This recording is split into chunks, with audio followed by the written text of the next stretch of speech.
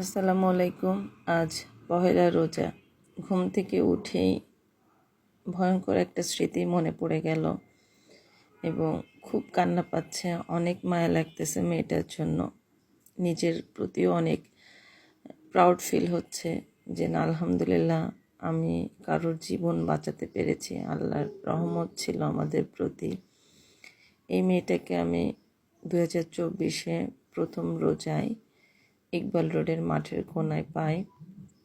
তো তখন আমি যে রাস্তার পাশ দিয়ে যাচ্ছিলাম, তো যেতে যেতে যেটা হয় দেখি যে একটা মেয়েকে কেন্দ্র করে অনেকগুলো মানুষ দাঁড়ায় আছে।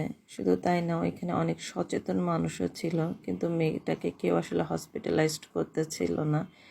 দায়িত্বটা আসলে কেউ ওইভাবে নিচ্ছিল না।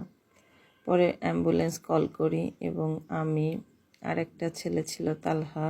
আলহামদুলিল্লাহ ওর বোনটা অনেক সচেতন, ভাইয়ের সাথে সাথে বোনটাও এগিয়ে আসে। তারপরে আমরা তিনজনে মিলে মেয়েটাকে সরোয়ার্দী মেডিকেলে নিয়ে যাই।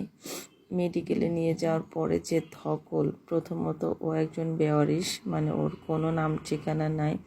আমাদের অনেক রকম হ্যাসেল ওইখানে ভোগ করতে হয়। এটা আসলে হ্যাসেল বলবো না, এটা আসলে আইন, যেটা আর কি। পরে মেয়েটার লাইবিলিটি কে নেবে।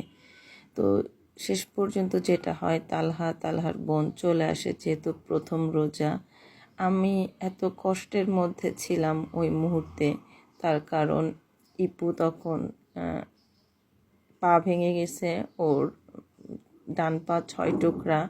প্রথম রোজা, ইপুকে বাসায় নিয়ে আসছি জাস্ট তার 1 সপ্তাহ আগে।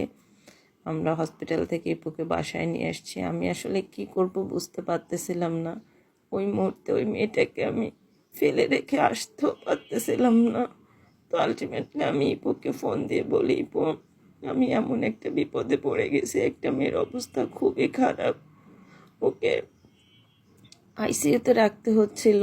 তো সেই জন্য আমরা ওকে ফোন করে জানাই। ইপুর একটাই কথা ছিল, তুমি আমাকে নিয়ে টেনশন করো না, আমি তো বাসায় আছি, তুমি মেয়েটার দিকে দেখো। তো তারপরে আসলে আপনি তখনই ভালো কাজ, ভালো কিছুর সাথে থাকতে পারবেন যখন আপনার পাশের মানুষটা আপনাকে সর্বোচ্চ সহযোগিতা করবে।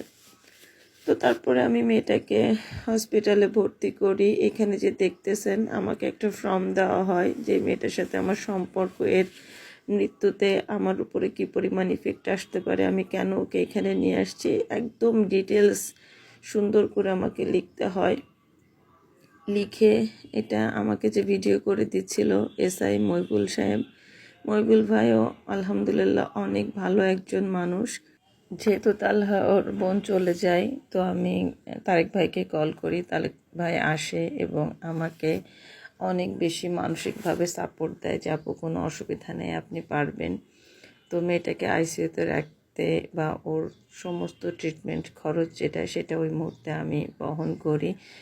আর অনেক হাসি পাচ্ছে ওই মুহূর্তটার কথা ভেবে।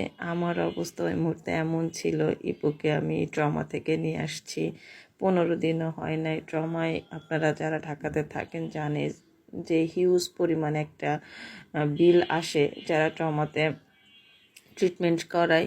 তো ইপুর পেছনে আমার ওই মুহূর্তে অনেকগুলো টাকা খরচ হয়ে যায়। আমার হাতের অবস্থা খুবই খারাপ ছিল, কিন্তু আমি এটা বলতে চাচ্ছি যে আমার সাহস এবং আমার মন ছিল যে আমি মেয়েটাকে কোনো না কোনোভাবে রেস্কিউ করব। আমি টাকার দেওয়ার ভয়ে বা খরচের ভয়ে মেয়েটাকে অন্যের কাঁধে ফেলে রেখে চলে আসিনি, দায়িত্ব থেকে এড়াই যায়নি।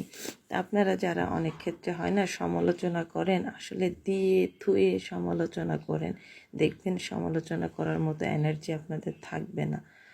সবাই ভালো থাকবেন, ভালো কাজের সাথে থাকবেন। ধন্যবাদ। আসসালামু আলাইকুম।